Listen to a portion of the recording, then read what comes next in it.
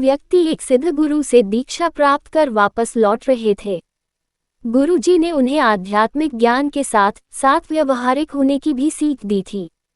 तीनों तमाम ग्रंथों पुराणों पर चर्चा करते आगे बढ़ते जा रहे थे। बहुत समय चलने के बाद उन्हें एहसास हुआ कि अब उन्हें कहीं विश्राम करना चाहिए और रात गुजार कर ही आगे बढ़ना चाहिए।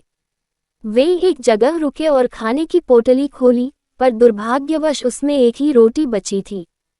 तीनों ने सोचा कि इसे बांटकर खाने से किसी की भूख नहीं मिटेगी, अच्छा होगा कि कोई एक ही इसे खा ले। पर वो एक व्यक्ति कौन हो ये कैसे पता चले? चूंकि वे आध्यात्मिक अनुभव कर लौट रहे थे, इसलिए तीनों ने तय किया कि इसका निर्णय वे भगवान पर छोड़ देंगे। भगवान ही कुछ ऐसा इशारा करेंगे कि समझ में आ जाएगा कि रोटी किसे कहानी चाहिए। और ऐसा सोचकर वे तीनों लेट गए। थके होने के कारण जल्द ही सबकी आंख लग गई। जब अगली सुबह वे उठे तो पहले व्यक्ति ने कहा, कल रात मेरे सपने में एक देवदूत आए। वे मुझे स्वर्ग की सैर पर ले गए। सचमुच इससे पहले मैंने कभी ऐसे दृश्य नहीं देखे थे। असीम शांति, असीम सौंदर्य मैंने हर जगह देखी, और जब मैं भ्रमण के अंतिम चरण में था तो सफेद वस्त्र पहने एक महात्मा ने मुझसे कहा, पुत्र ये रोटी लो, इसे प्रसाद समझो और अपनी भूख मिटाओ।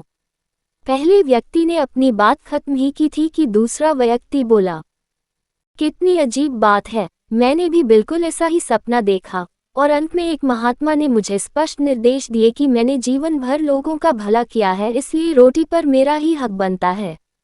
उन दोनों की बातें सुन तीसरा व्यक्ति चुपचाप बैठा था। तुमने क्या सपना देखा? पहले व्यक्ति ने पूछा। मेरे सपने में कुछ भी नहीं था, मैं कहीं नहीं गया और न ही मुझे कोई महात्मा दिखे। लेकिन रात में जब एक बार मेरी नींद टूटी तो मैंने उठकर रोटी खा ली। अरे तुमने ये क्या किया? ऐसा करने से पहले तुमने हमें बताया क्यों नहीं? बाकी दोनों ने गुस्से से पूछा। कैसे बताता? तुम दोनों अपने अपने सपनों में इतने दूर जो चले गए थे, तीसरे व्यक्ति ने कहा। और कल ही तो गुरु जी ने हमें बताया था कि आध्यात्मिक ज्ञान के साथ साथ व्यवहारिक ज्ञान का महत्व समझना चाहिए। मेरे मामले में भगवान ने जल्द ही मुझे संकेत दे दिया कि भूखों मरने से अच्छा है कि रोटी खा ली जाए, और मैंने वही किया।